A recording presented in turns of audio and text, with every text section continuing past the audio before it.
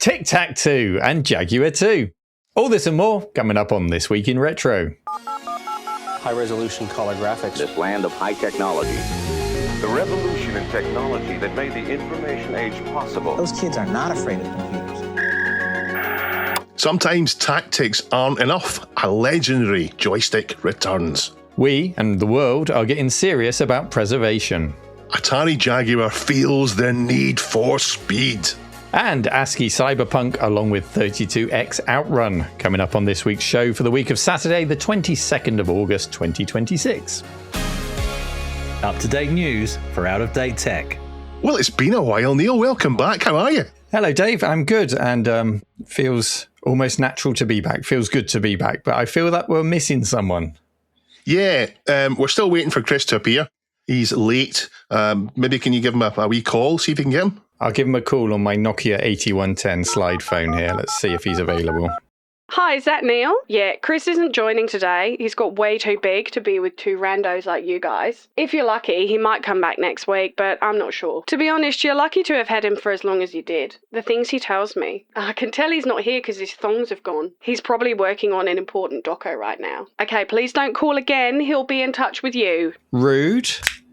Well, we're not going to get Chris today. Not going to get Chris. He's too big for us, obviously. I hope he's back next week. Should we sack him? He will be back, don't we?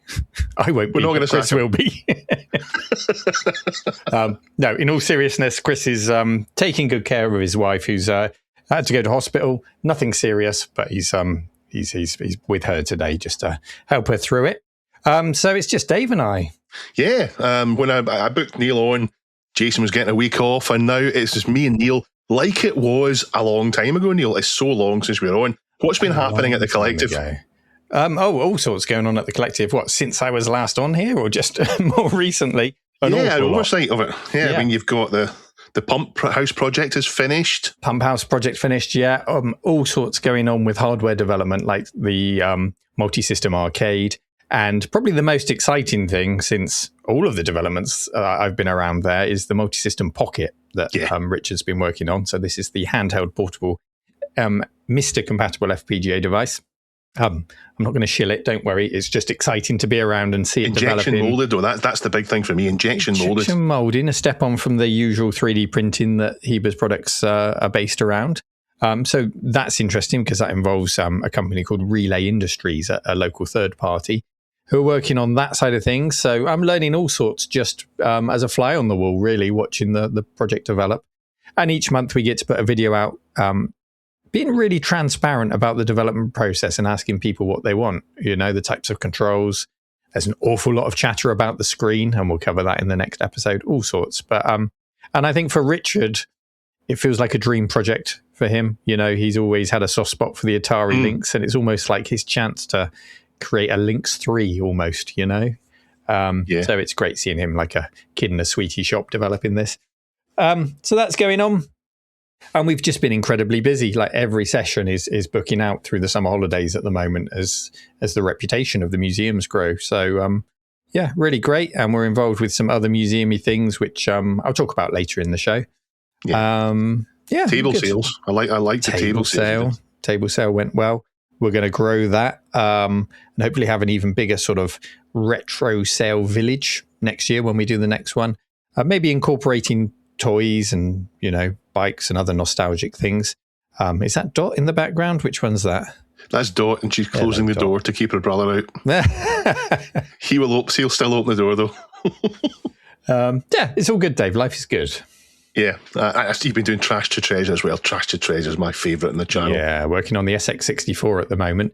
And just last week recapped the CRT, and we've got a few interesting problems with the image on the CRT. It's working, and we've traced what those problems are, and I won't spoil it, but we're going to be working on that this week as well. So the SX is a luggable, so it's a tiny wee ickle little 5-inch screen. Yeah.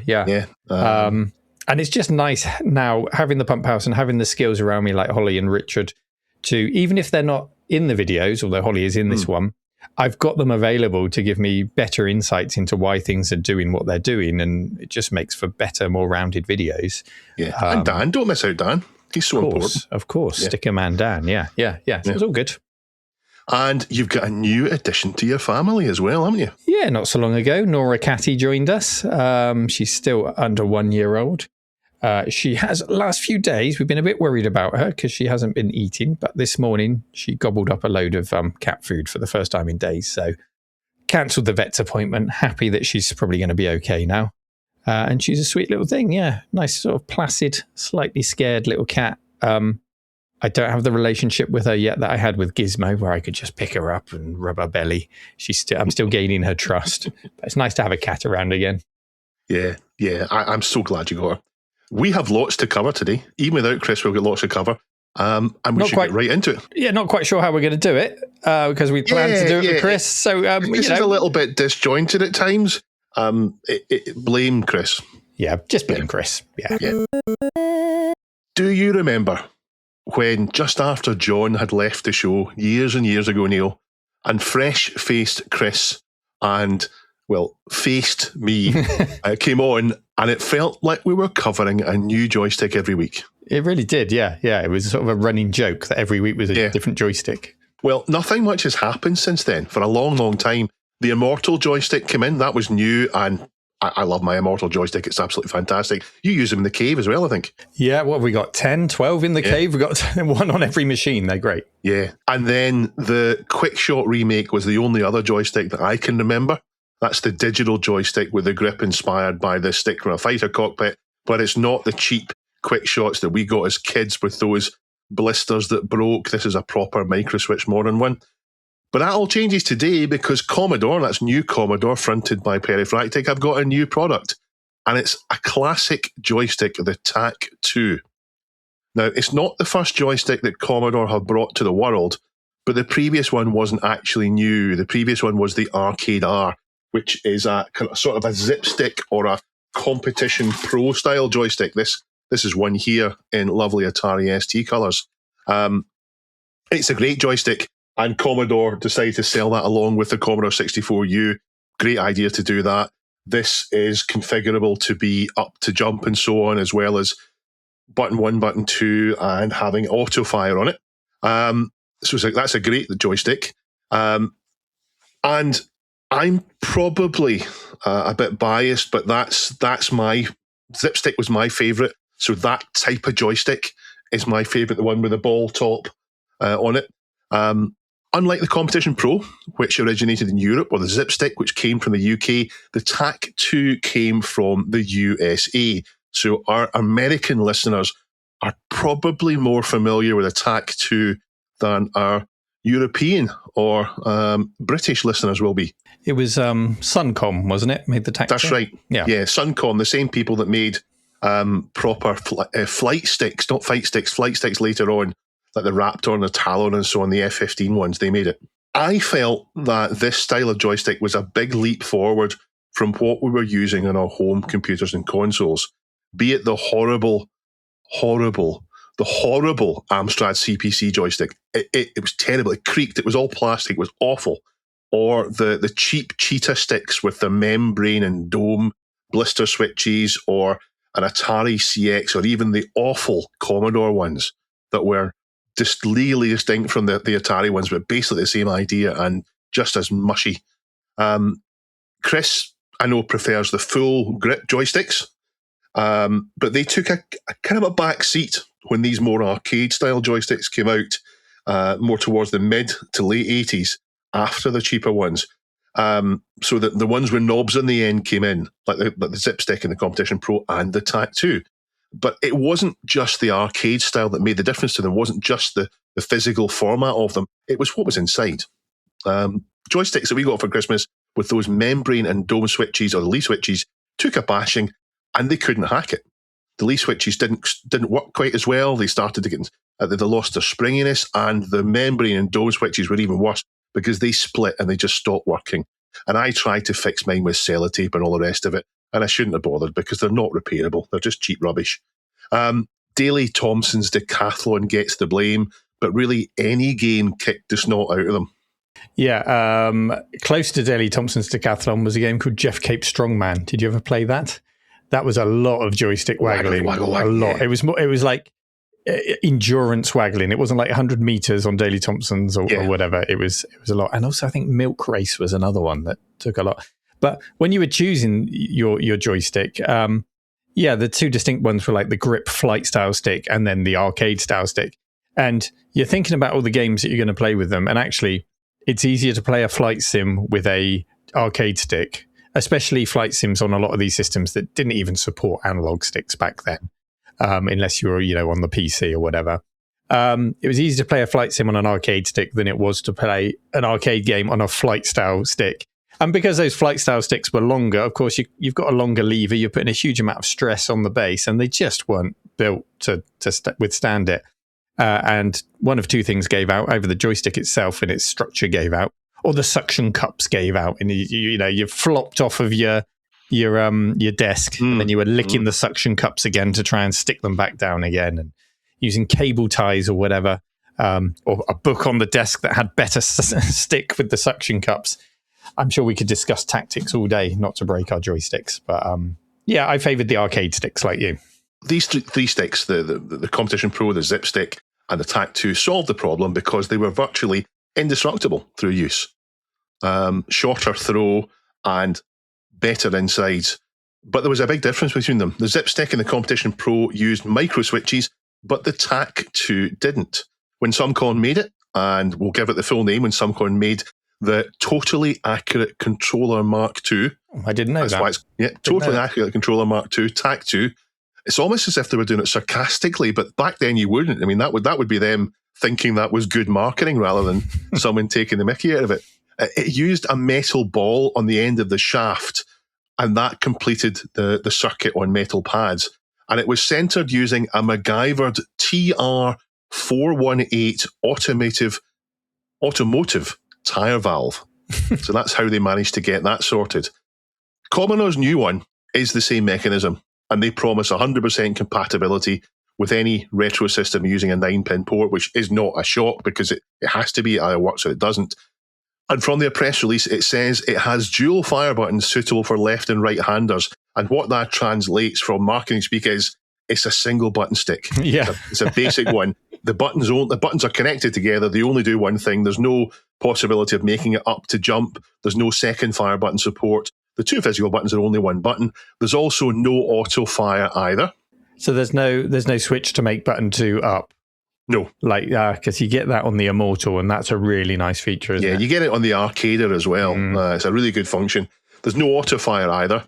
And the cord gets 20 centimetres extra length on the original. But that's it. Other than that, it's the same or better spec than the original.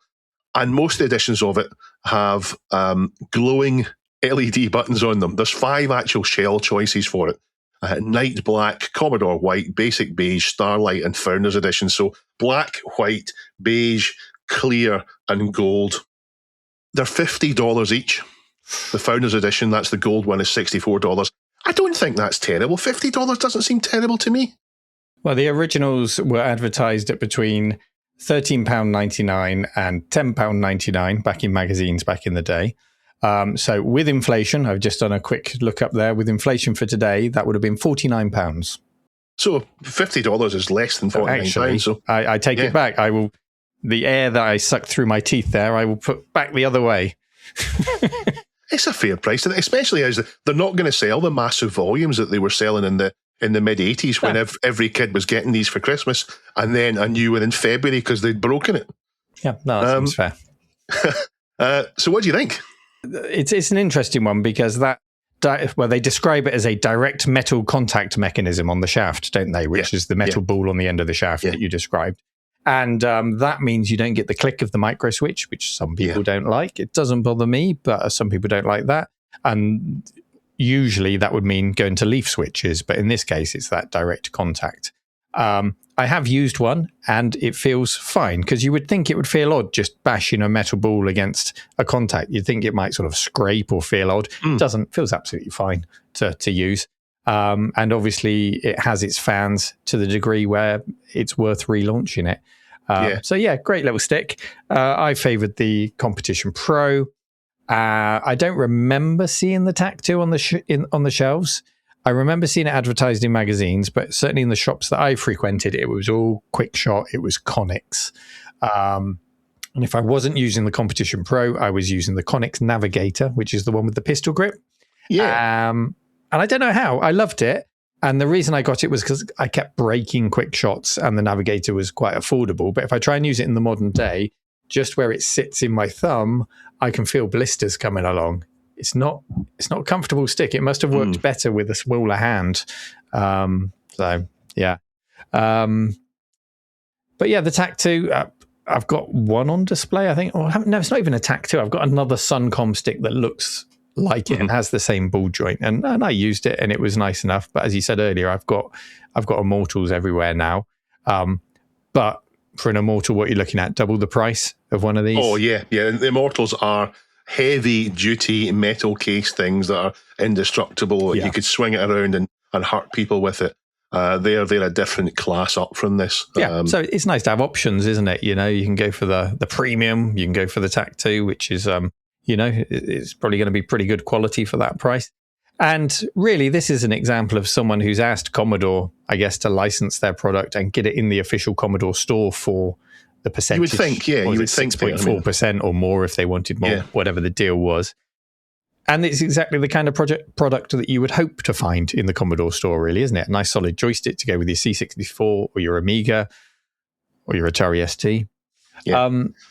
Speaking of which, Dave, I've had a word with Fast about your last episode. So you can expect a call from them soon. Yep. Oh. No such thing. There is no such thing as a reformed pirate. Well, I'm going to phone the police and grass on you for swapping price labels over. My mum already knows that's bad enough. Okay, we'll call a truce. No more grass each other in. And it would be rude of me also not to mention, just throw out a mention there of the modular sticks that are being developed at the Retro Collective, and that's sticks, spinners, trackballs, and more options. The stick's out, but the others are coming out soon. And that they sit in the sort of £30 to £40 price range. And you need the modular sort of interface to work with it and cover, there's even an Ikari Warriors stick in development for that. So, there's them, there's the TAC2, there's the Monster joysticks, let's not forget them, Immortal. There's a lovely range of things available for retro gamers who are used to microcomputers, because you wouldn't use these necessarily on a console. And it's just nice to see the choice out there. And as I say, nice to see the Commodore store get something that isn't a flip phone. This is the good thing that you would hope to come from Commodore. I mean, this is great. I'm really pleased to see it. And talking about that range of joysticks you can buy now, unlike back in the 80s, there's no lemons. There's no bad ones out there. You're not going to go and buy a joystick and think, this is a bit rubbish, and then 2 weeks later find out it's broken. And the shop refuses to take it back. Oh, you've been misusing it. So there's no bad choices out there now. So it's great. This doesn't have USB as far as I know, though. So you'll need some kind of interface to turn this into a Damon Bright or the control dock from Heber, the Retro Collective, to turn this into a USB stick. But I'd imagine people might want to use this USB stick on emulation because, why would you want to restrict yourself to just using this on a real Atari ST or a Commodore 64 and so on when you've got your Mister and you've got all the rest of it? So I'd imagine that Commodore will probably close that gap and sell a little adapter for it. Did you ever play Ultima on a joystick, Dave? No, you can't, because each instruction needs a specific key for it. That's true, yeah. Yeah, like Q to use a gem or whatever it was. Quick look. Yeah. Ultima wouldn't suit it, although they did do ports to the console, so you must have had to play Super Ultima Nintendo 6 version. with Ultima 6 with a gamepad. That must have been awful. Yeah. You can pre-order this now. And I haven't finished talking about Ultima. Oh, sorry. Let's go back I'm joking. Carry on. Yeah. So you can order this Ultimate TAC2. Ah, nice. There we go. And I have, although it was $19 shipping and then tax on top of that, meaning it cost me $82.79 American cents to get my beige TAC2. But I've never had one. I'd like one, and well, I've ordered it because I have incredible FOMO and I can't stop myself. We are sponsored this week by PCBWay.com. PCBWay are a manufacturing company that make PCBs. They do 3D printing, and they'll do metal stuff, Neil. Have you been looking into that? They do. They can 3D print metal. Imagine that. I don't know how they do it, but they can do it. Does it mean they have to heat it up to an enormous temperature and squirt out liquid metal? No idea, Dave. But I'm sure if you go to PCBWay.com, you can find out more information. Or is it like solder paste where you heat it up and the flux disappears and you're left with the melting balls of metal? No idea, Dave. But if you go to PCBWay.com, I'm sure you can find out more. Well, thanks for that explanation, Neil. I'm now fully conversant on exactly how metal 3D printing works.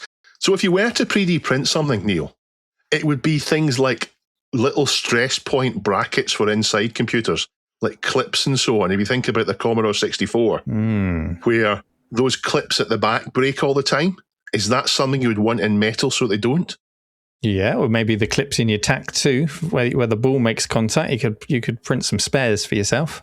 Maybe you could print yourself a full 3D printed TAC too, including the metal bits. Maybe you could have saved yourself some money there, Dave. At PCBWay.com. Thanks to PCBWay.com for sponsoring us this week.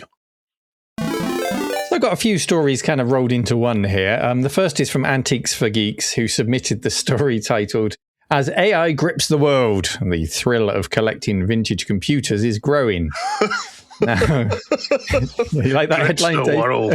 Yeah. Grips the world. Grips the world. This is an ABC News story, so obviously it's not going to be a deep dive, but it does largely manage to stay away from the mainstream media cliches when it comes to talking about our hobby. They talked to software engineer Josh Dersh, who estimates he has over 200 vintage computers and devices, which he's coaxed back to life out of respect for them being the artifacts of computer history. They also talked to Eric Klein, president of VCF, the Vintage Computer Federation, and you'll likely have heard of them and all of the events that they hold. I think there was one in the UK recently, or they're planning one in the UK as they go for world domination with their wonderful events. Gripping the world, yeah. Gripping the world with their events. And the pride of his collection is very impressive. It's a working Xerox Alto, the one that was at the forefront of WIMP and GUI interface design in the 70s, with that portrait monitor, mouse, and he's even got the original pizza box size spinning hard disk on it. Something I'd love to see firsthand.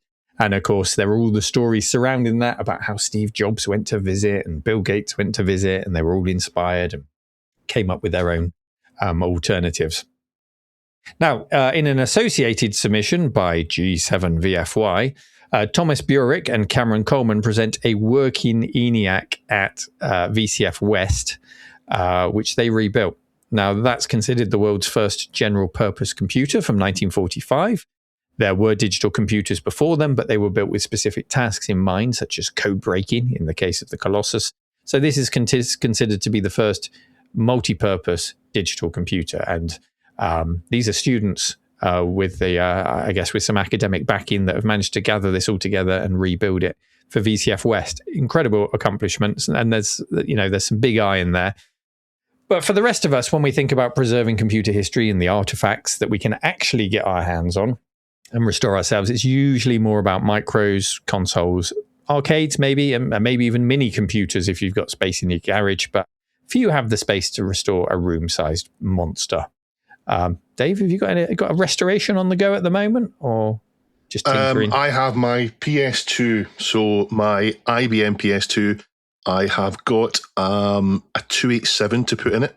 It's the high end 287 to in it, the coprocessor. Mm-hmm. I've got the processor itself to swap out for one that is a much faster processor. It won't run any faster. It'll still be restricted to 10 megahertz, but it'll run cooler and put less heat into the case. I've got a monitor to pick up from a friend. It's got quite a distinctive monitor to go with the PS2, hasn't it? Really nice. Yeah, it's going to be a later monitor, but it's going to be an IBM branded. I think it's a G51 or G52 I've got from him. And that will be it finished. I've just got speakers for it. I've just got these lovely And we're back. Dave kicked his network cable out there, but we're back. So where were we, Dave? You were holding up a speaker, I think, just before you disappeared. This is a lovely IBM speaker to go with the PS2. I've got a pair of these. They are great big beefy speakers. I'm sure they'll sound just fine for the kind of stuff the PS2 will be doing. Now, I'm going to give you FOMO, just like when you added the Matco processor, because there's nothing worse than seeing an empty socket on a motherboard. Yeah. So you've had to go out and get that 287. I'm pretty sure that model of speaker has a sub that can go with it. Yeah, so I'm going to go and get a subwoofer for it as well. I noticed that, and I'm going to have to get a subwoofer. There's actually there's a corner there that isn't used for anything. I can't use for anything, so it'll go in there. And I also got a huge memory card, a full-length memory card that provides, what's the two types of memory? It's the good EMS memory. EMS is the one that's difficult to provide. And it's got a chip. It's got 1 million chips on it. It's absolutely glorious. All socketed, just rows and rows of socketed RAM I had to get chips in and test them and put them in. Absolutely glorious. So yeah, that's the one I've got on the go just now. Okay, we're going wildly off topic, but I don't care at the moment. Apart from the SX64, recently, very kindly, Louis came from Portugal to the table sale, and he bought with him. So I'd bought in a Spanish, I guess, Facebook Marketplace equivalent, an Amstrad 472. So the rare 472 with the extra RAM to circumvent Spanish tax laws back in the day. He hand delivered it. Fantastic. I only paid €50 for it, so it was a no-brainer to take a bit of a risk on that. Pretty sure it's working on the inside. There is a 472 inside. The case is a bit bashed up. But the hardest thing I'm trying to work around with Dan's help at the moment is the case stickers. Oh, yeah. Because it is the same case as a 464. So if I need to, I could replace it with that. But the stickers, the Amstrad logo, it's sort of raised, slightly raised, or metallic raised. So we've been playing with the CNC machine to see how we can recreate that look with the logo, if we can, or if we have to recycle the existing badge somehow. So that's an interesting thing to look at.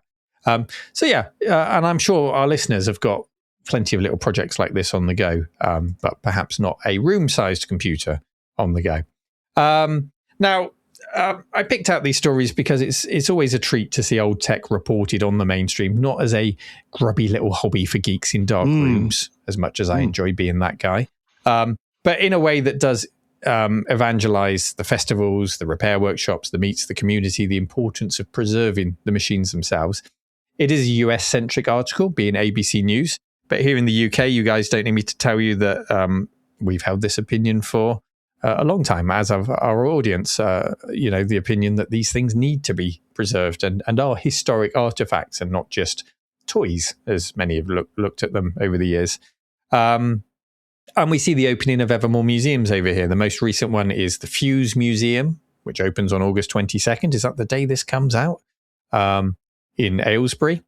Thank you to Robert Crowther for submitting that news. And I think that's the same Fuse people who made Fuse Basic for the Switch. So they've I remember last time I went to visit them was to pick up an Outrun arcade machine. There's Outrun again.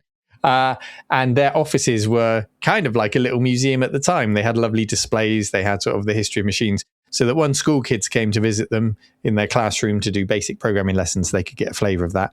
And they've obviously expanded that out to make the Fuse Museum. So that's an interesting one. I'll try and visit at some point.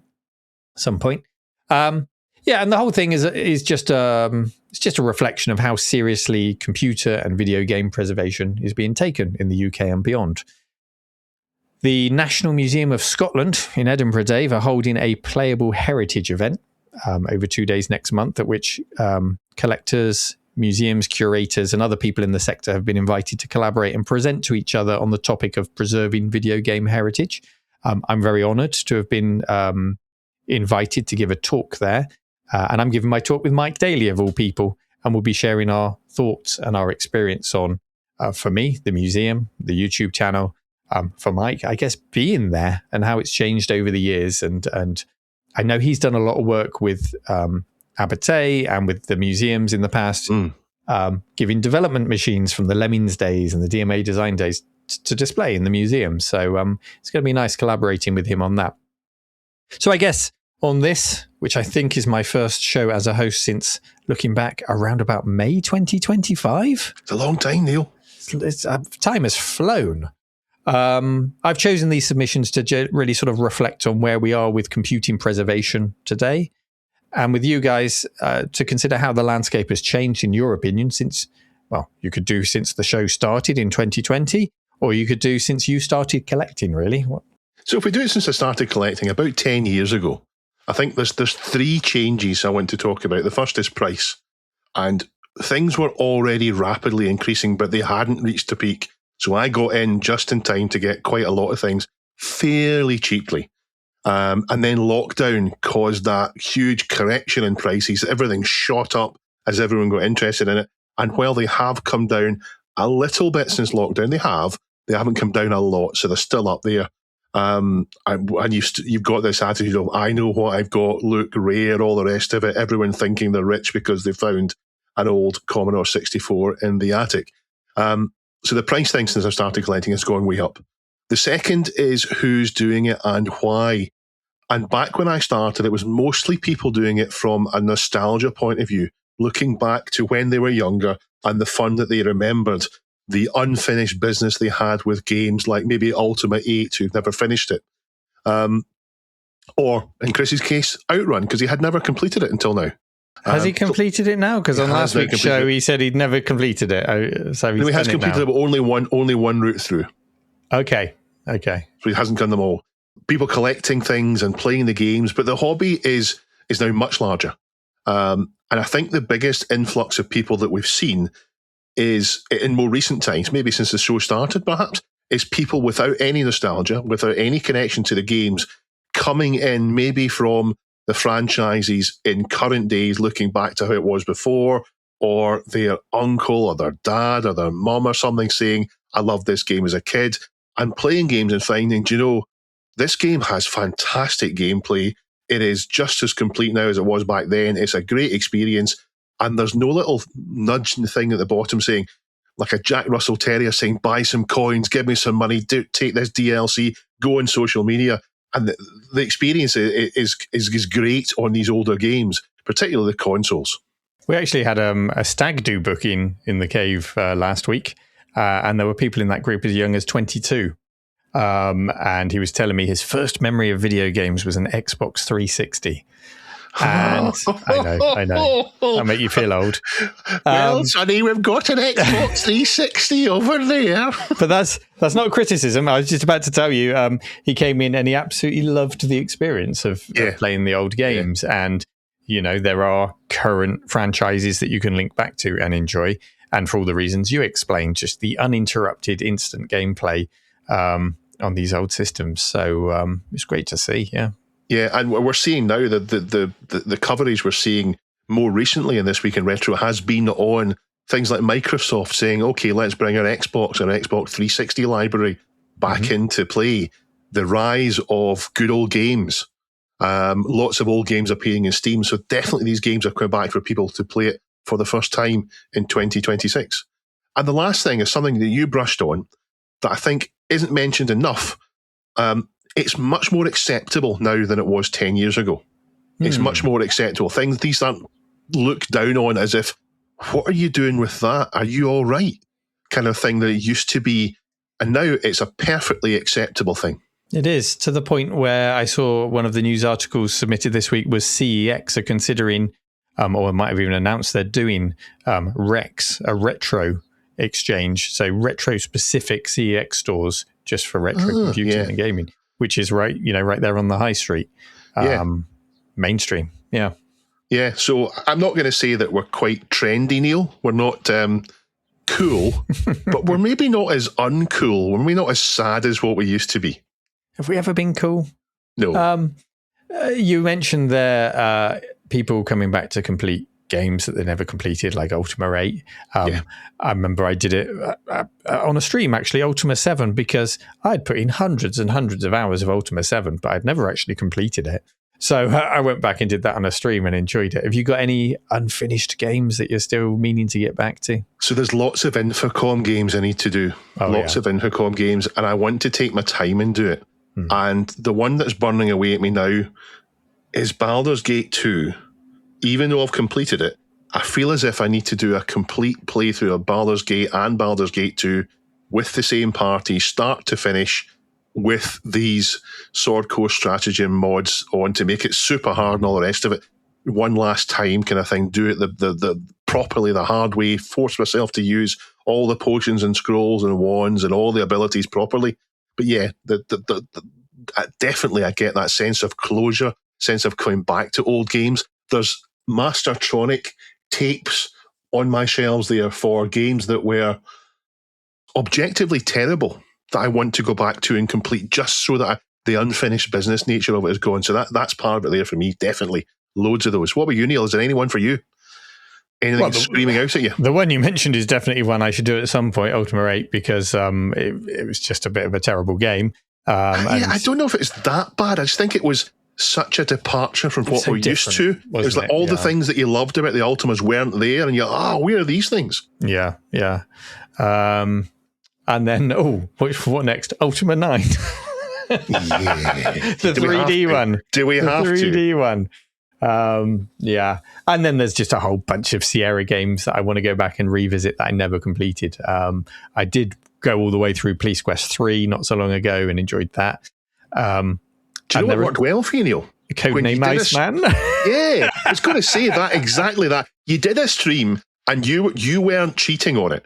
It's a Sierra game you need to cheat with, but chat would give you hints and clues and outright walkthroughs when you needed it. And that was a brilliant gateway from what we would have to do our own, which is play the game and then have to look it up online. And once you've got the walkthrough in the screen, you might as well just follow it. You know what I mean?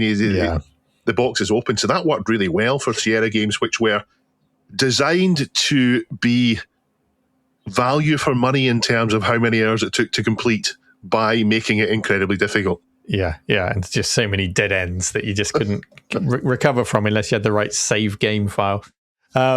So some of them you just kind of suffer through. I did the same with Elvira, didn't I? Tried to kind of suffer through it. And you that was quite enjoy that at all. That was quite disappointing because I always, again, it was one of those games that I treated as a bit of a sandbox back in the day. And then when I tried to actually play through it properly, it just turned into this weird herb and regent collecting maze that I didn't enjoy at all. That was really disappointing. But now I've done it, and now I know, Escape from Colditz again. I did that recently with some cheats, so I could actually find my way around the whole castle. It doesn't count if you cheat, does it? But I got to see the game. Anyway, Chris did make some notes, and he was going to talk about how over the years he started to see more reflection of video games being preserved in museums and in sort of official places like that. He says even in his town hall back in his hometown of Tunbridge Wells, there was a display case of consoles, including an Atari 2600 that you can't touch or play. But also he likes the rise of nostalgia collecting in general. So also at Tunbridge Wells Hall was a Subutio collection. And just the rise. How do you pronounce that from the one of the original hosts on this boat? How did he pronounce Subutio? I think he said, didn't he say Sabateo? Sabateo, yeah. Sabateo. There's John Boat of Carshaw, the original host, along with Neil, has a show called Everything Amiga, and they review games and they do it earnestly, but he had no idea how to pronounce Subutio, so it was fantastic. Sabateo, yeah, when he said Amiga. that. And then when he came to visit the cave, I bought him a Subutio set it up on the perfectly flat surface of a pool table. I mean, you would never have done that back in the day. No. You were always trying to iron it out to get the kinks out on your dining room table. So he had the perfect Sabateo set up to try, and then I let him take that set home with him when he went back. So we educated him. Anyway, computer preservation continues to get the recognition it deserves, and while there are machines that we'll only get to enjoy at museums, events such as that ENIAC build, the numbers of those early generation computers produced are such that it does, and I think for a long time, they will remain accessible and available for everyone to grab if you want to fix up a C64, an Einstein, a Speccy, a CPC, a Coco, a ColecoVision, 2600, whatever it is. They should be available for you to restore for many years to come and have fun with. Did we even cover the AI part of the headline? No, we didn't, because there was actually nothing. There was actually nothing in the article about AI other than everything's about AI, isn't it? let's talk about old computers. It was just a clickbait headline. Yeah. So there you go. There are plenty of computers out there for us to restore, at least until AI companies buy them all up to scan and pulp or whatever they do. Maybe accelerate their dolphin killing or whatever they do. Yeah. Let's end on that happy note.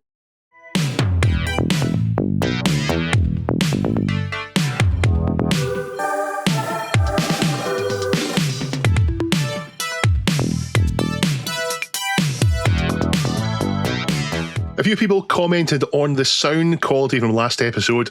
We're sorry. It wasn't ideal. We thought we had it fixed from the start. We use this clever software called Zencaster, which records locally. So we always see or hear glitches from the live recording session, but we ignore them because they're never, ever present in the file that Duncan gets. So when he gets that file, they've never manifested themselves there. He gets a perfect recording. And that's why we don't have sound problems, except last week, the sound problem was actually there at the source rather than on the Zoom call. So we're sorry about that. We might need to do a bit more with guests when we record, but we do need to remember there are guests. They are guests, and we can't be rude with them. So we'll need to get the balance there. You say that, Dave, but I listened to last week's show on my little Bluetooth speaker while I was cleaning the house last week, and I didn't notice any issues. So I think the listening experience does very much depend on if you're using headphones, if you're in your car, what you're doing. So there may be people saying, "What are you talking about, Dave?" But I know you try your best. Yeah, sound quality is important. No, some people like it is. Get into a happy place and have a nice warm podcast to listen to without sound glitches. So we're sorry about that. Mike, though, was on Amiga Bill stream last night, being Sunday. So he was on Amiga's Bill Street for 3 hours. So there's probably a bit more information on Amiga there. A quick summary is basically Amiga Corporation Hat is the one there, is getting the rights to the current Amiga 3 point whatever operating system from 2027. So they'll be responsible for developing that. But yeah, lots of Amiga news will come out. I think there'll be analysis of what's being said by Mike over the next few weeks, and maybe a bit more clarity there as he lets a few more details slip. On to news in brief.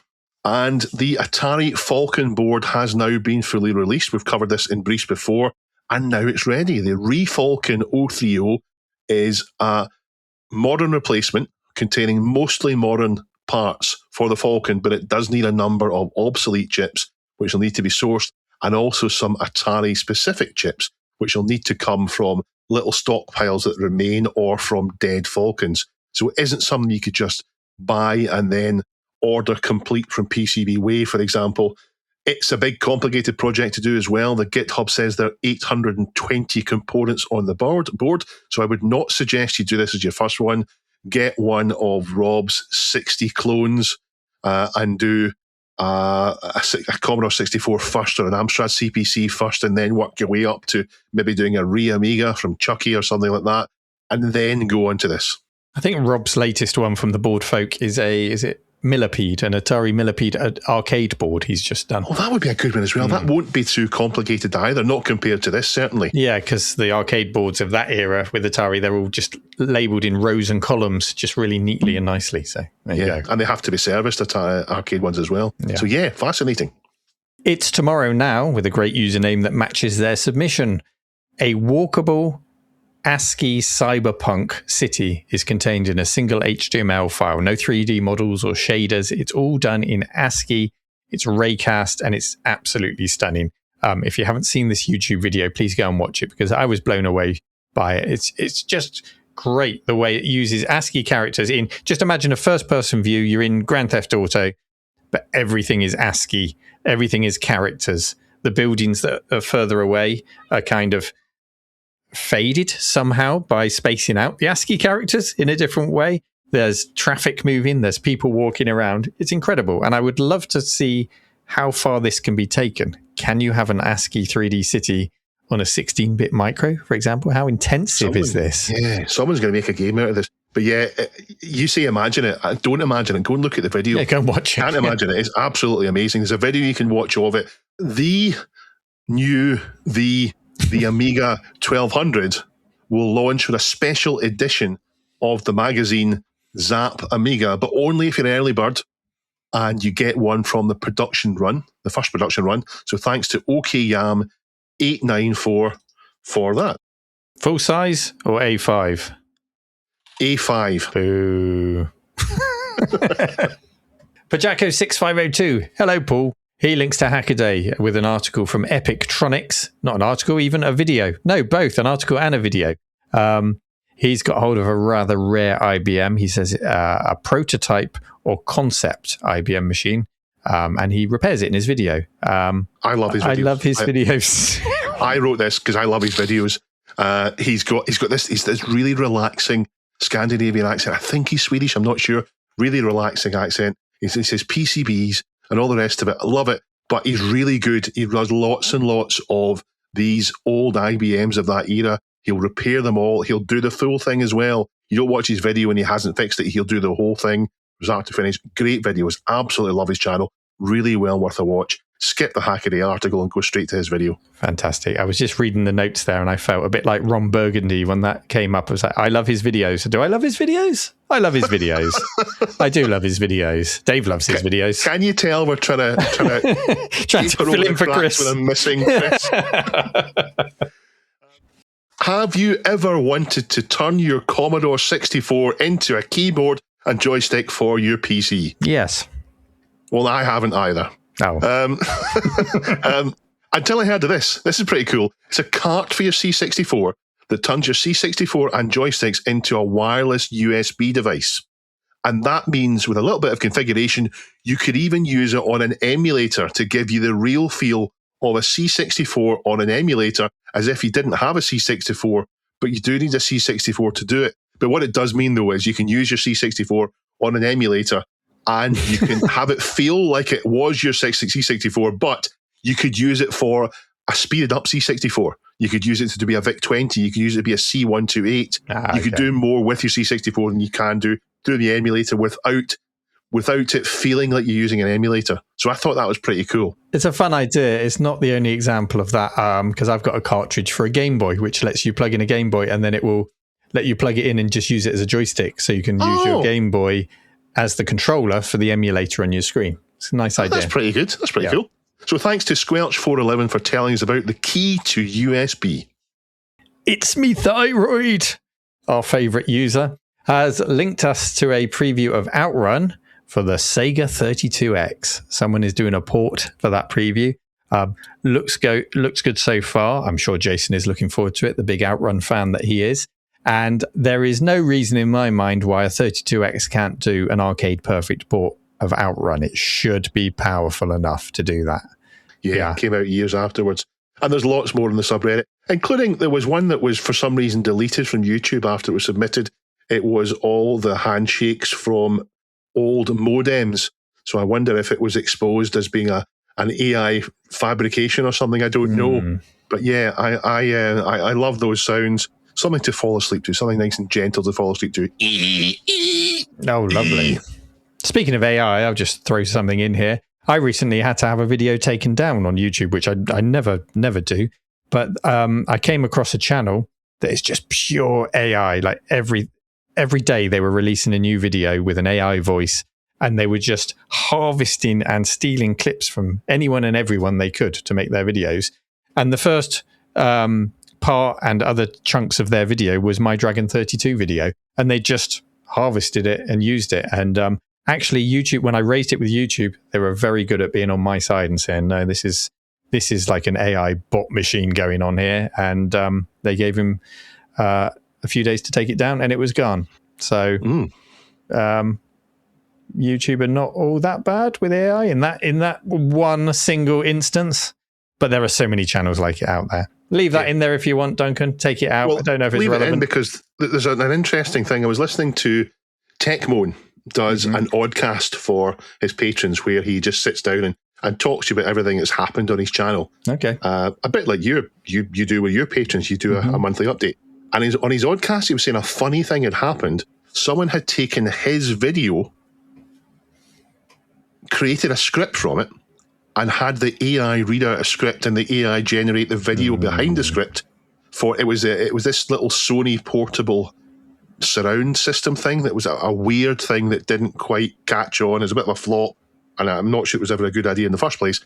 but this weird AI thing had turned his video into a script, which it's then read out. Now, he's got no hope of getting rid of that, but although he said he's not bothered, it's just a load of rubbish, so it's not going to affect him. Yeah. But yeah, weird stuff happened with AI on YouTube. And I've clicked on a few videos recently where the narrating voice is exactly the same AI. They've chosen the same voice, automated AI voice. So immediately, even though it sounds very natural, immediately you're like, well, this guy that's talking about Formula One history was talking about computing history, was talking about old shops last week. It's not the same guy. Anyway. I'm not against AI in principle. It's just in practice, almost every implementation of it happens to be rubbish. Mm-hmm. Yeah. So we're going to go into the story that Chris would have chosen to talk about today. It is a game that, it could actually make the Atari Jaguar look like it's got 64 bits, which would be nice. A game that in the context of 1993 would make a piece of dental equipment, which is ultimately what the molds became from the Jaguar, actually look like a next-gen console. We know that Chris truly has a love-hate relationship with the Jag. He was an early adopter. He often had to suffer very lazy Amiga or Atari ST ports because the Jag had a Motorola 68K CPU, which made it really easy to port existing last-gen titles. And when the user base of the Jag meant that the reward was not necessarily going to be very high, then the risks that developers took was generally quite low, and that meant lazy ports. And Chris will tell us that even in the context of the time, there really wasn't much that impressed us, mate. Fair dinkum. Fast forward to the present day, and if you looked at what's appeared on the homebrew screen, is it homebrew screen? Screen? Yeah. Homebrew screens. Yeah. The homebrew scene. It is still, on the whole, lacking. However, that could be about to change, as detailed on Time Extension, a piece by Jack Yarwood, but also on the Atari Jaguar Facebook page. A coder named Budfolk is bringing the EA Games 1994 racer Need for Speed to the system. Dave. You got to say EA Games properly. EA Games. There you go. It was sports, really, wasn't it? But close enough. EA Sports. It's in the game. That was awful. Well, it's not in the game because you need to pay for the DLC. So that's just such an open goal. He is open to the fact at present he's using emulation for the experiment, but as shown on his own YouTube channel, it's looking friggin' impressive, as Chris would say. I don't know why we're making a point that there's nothing wrong with using emulation for development. Everyone uses emulation for development, apart from Jason in the cave. Apart from Jason in the dev den. If you look at a Hoffman stream, and I was talking to Hoffman about things I can't tell anyone about, but if you look at Hoffman doing coding, he uses this environment where he's emulating what it is all the time, and he couldn't do it on a real machine. Yeah. It would slow him down so much. But yeah, it looks friggin' impressive, as Chris would say. Yeah. Now, the Need for Speed series, I'm going to go from Chris's notes here, so if I get anything wrong, blame Chris. Came out on the 3DO in 1994, came to MS-DOS in 1995, PlayStation, Saturn, and Windows in 96. Now, as I recall, the MS-DOS version, you were needing to be on a DX266 to enjoy this game or above, pretty sure, which was a legendary spec, DX266. The game features fast-paced racing action with fully texture-mapped 3D environments, albeit we're pre-Voodoo days here. So on the PC, it was software rendered. That was stark in its comparison to the flat shade polygons and the terrible draw distance of Jag titles like Checkered Flag and Club Drive. And let's be honest, the Jag wasn't even pulling off a Virtua Racer, a flat shaded polygon Virtua Racer style game with any kind of style or frames per second, which it really should have been. Tom and Jerry. Yeah. On Budfolk's YouTube channel, early attempts look pretty choppy, but he details how he's using the Blitter and the 68K to improve frame rates. I think I read somewhere it needs the Jag CD as well, so maybe it's using some chips from the Jag CD. I may be wrong, but I think I read that somewhere. And he's looking into how he can improve frame rates using that Jerry coprocessor to do some of the heavy lifting. So it seems like there's scope for improvement. It's all very alpha at the moment. He's just embracing the challenge. and he's building this using the original 3DO game data. There's no traffic yet, but you can see the roads in fully texture mapped glory. I mean, if you looked at a screenshot of this, you would say, 3DO, MS-DOS, looks pretty good. Dave, what do you make of this? Yeah, the Jaguar needed something like this. I mean, Atari, it was so obvious at the time, with retrospect, so obvious that at the time, with today's hindsight, that they really needed to spend money on making sure that when a console launched, it had games that you needed to play, games that you said, I must play this. And if you look at even the PC, that's what got people onto the PC. It was Doom, it was X-Wing. And if you look at the other things, the Game Boy was sold by Tetris and Mario.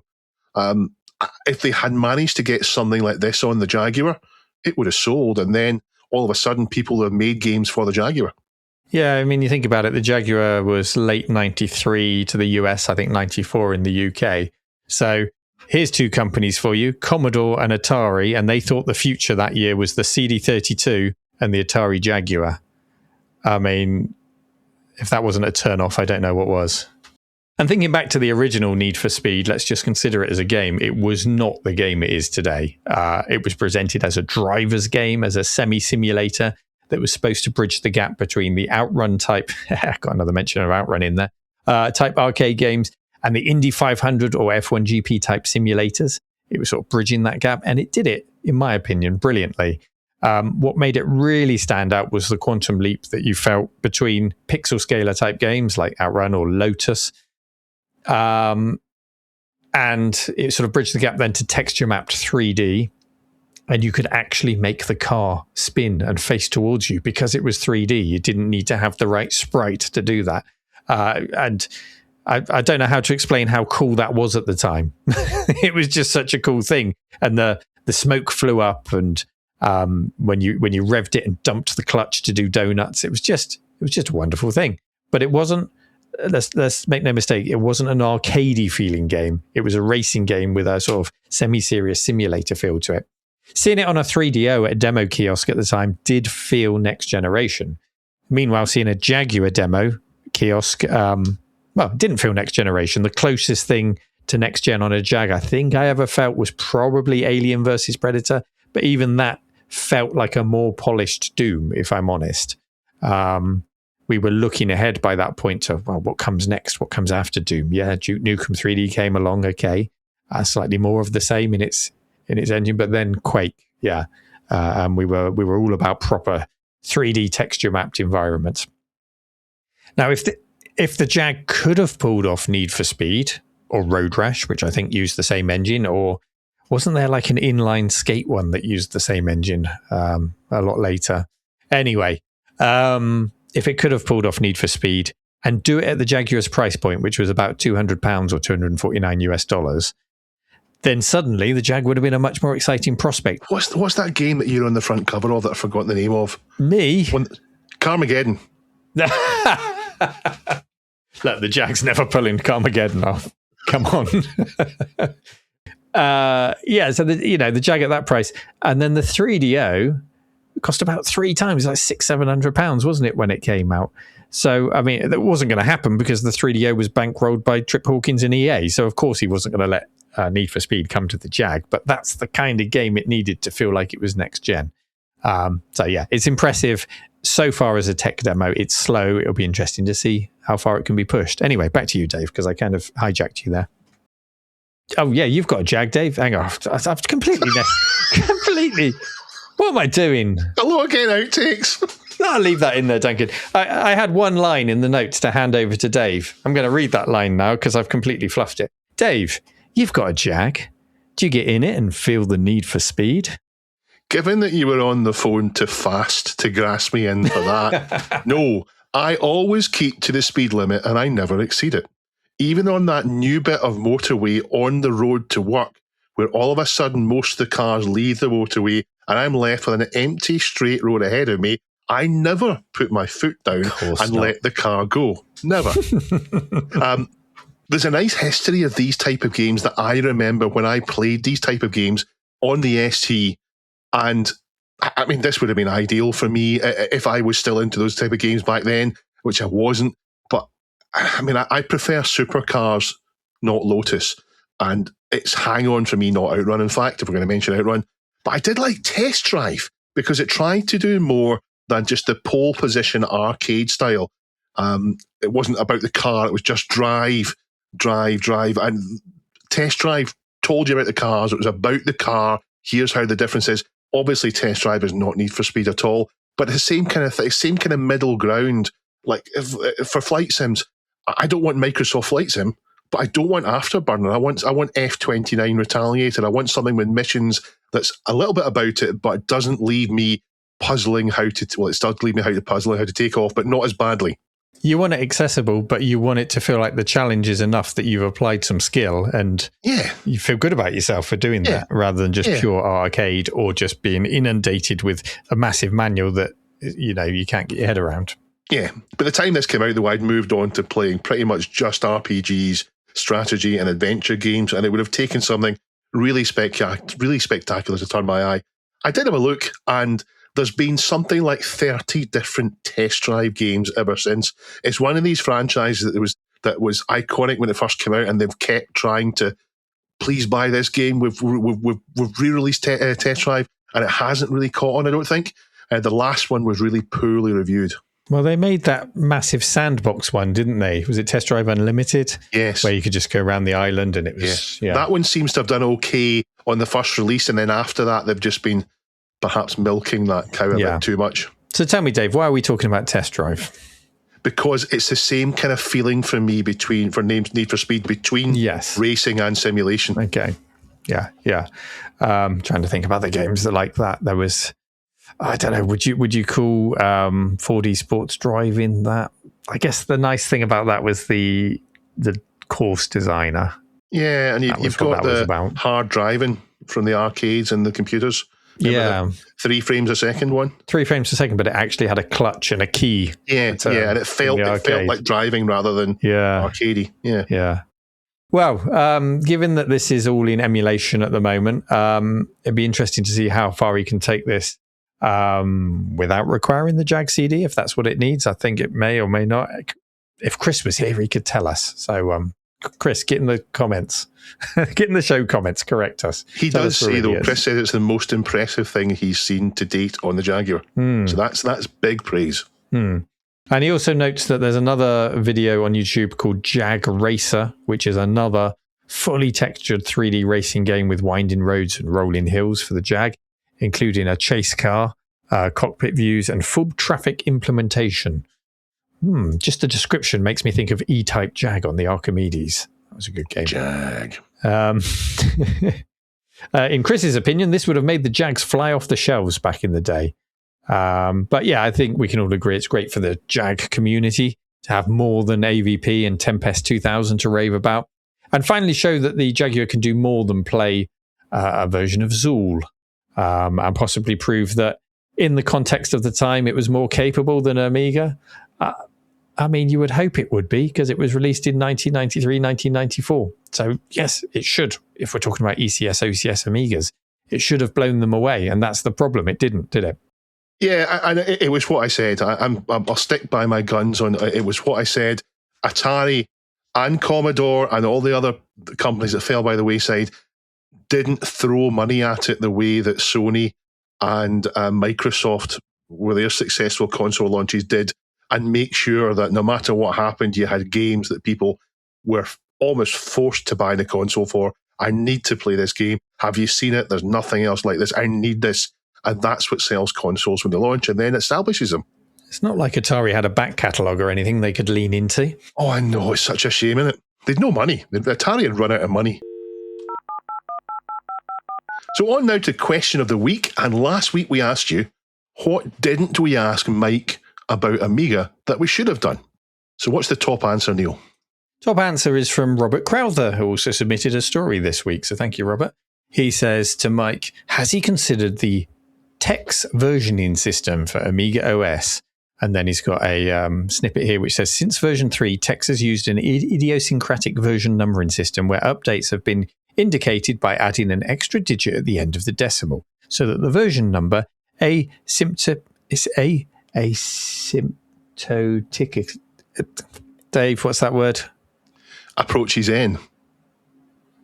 No, before that. Asymptotically. I'm glad it's not just me.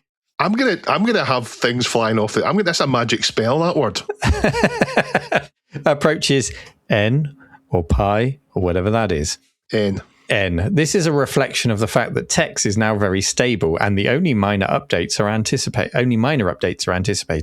The current version of TeX is 3.14592.653. It was last updated in 2021. Yeah, it was approaching pi. That's a character to look like pi. Anyway, Robert says, sure to reduce confusion. Smiley face. Well, neither of us were confused by that. No, at all. No, not. Go ahead. Richard Cheers. Hello, Rich says, can we have a new Amiga with MIDI ports, please? Yes, please. Osprey Shower says, I'd ask whether Amiga Corporation also owns the copyright for spelling their name backwards. Maybe Chris will find out that not all lawsuits have been settled. Look out, Chris. What about source code access and being able to contribute to the development of the OS? That's what I think Mike will need to decide when they get it. It's not until 2027 that they get it, I think, or 2027, and it's not until next year they get it, so we'll have to make decisions about who contributes to it. Yeah, now you did discuss some of that with Mike in the historical context, talking about alpha versions of the operating system and trying to make that accessible and available. But contributing to the development of an active OS, it needs some serious consideration as to how you approach that, doesn't it? Jeff Mendoza says, seeing as Windows 11 is awful, is Amiga in with a chance of getting revenge for the mid-90s and becoming the dominant platform? Neil, is that going to happen? Oh, of course, yeah. It's written in the stars. On now to this week's question of the week, which is, Neil? This week's question of the week, then, is what would have prevented the Jaguar from becoming extinct? What would have been its killer game, its killer app? What would you have liked to have seen? Dave, for example, maybe a killer RPG on the Jag. There's no reason why it couldn't have pulled it off. A first-person RPG like Morrowind a bit early, something that bridged the gap between the failure of Ultima 9 and the success of Morrowind, something to in the same theme as Ultima Underworld, that kind of idea. That would have made, in fact, an Ultima game would have made me buy the Jag. Well, Chris has already mentioned Need for Speed, so we'll take a guess that that's what he would have liked to have seen.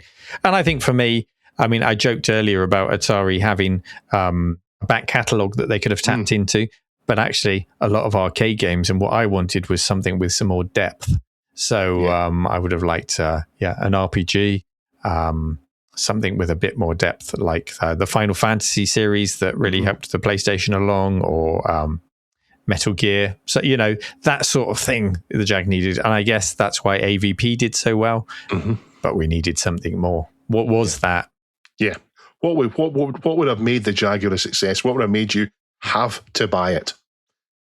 Thank you for joining us this week. Thank you. It was a real pleasure to be here. Thank you. Yeah.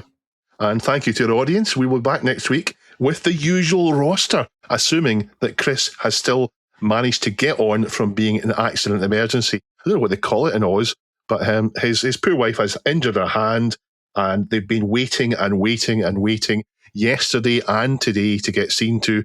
And he is frustrated and annoyed, but he will be back next week along with Jason. And Neil won't be, but thank you for joining us, Neil. You can find Neil in his usual haunts at the Retro Collective on YouTube, and he's always got interesting stuff to watch. But other than that, let's sausage.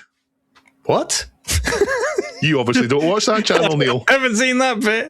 Okay, let's sausage. Waving. What have you done to the show? Wave, Neil. Wave. I'm waving. Bye.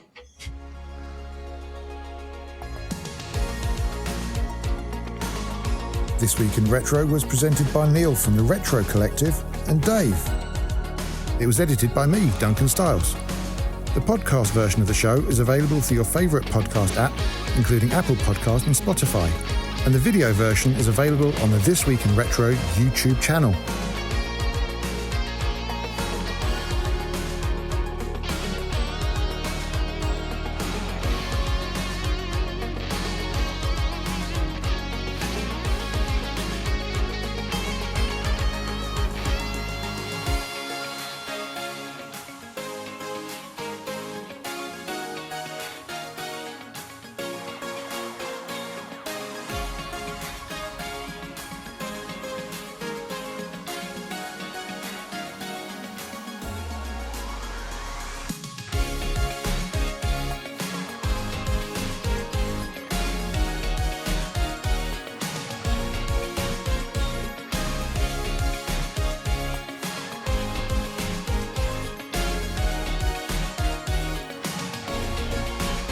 Join our community subreddit at r/thisweekinretro to suggest and vote on the stories we cover on the show. Please give us a like and subscribe to help us reach new viewers. If you enjoy our show and would like to support it, then please check out the link to our Patreon page in the show notes or description. Thank you for listening, and we'll see you next time for more up-to-date news for out-of-date tech.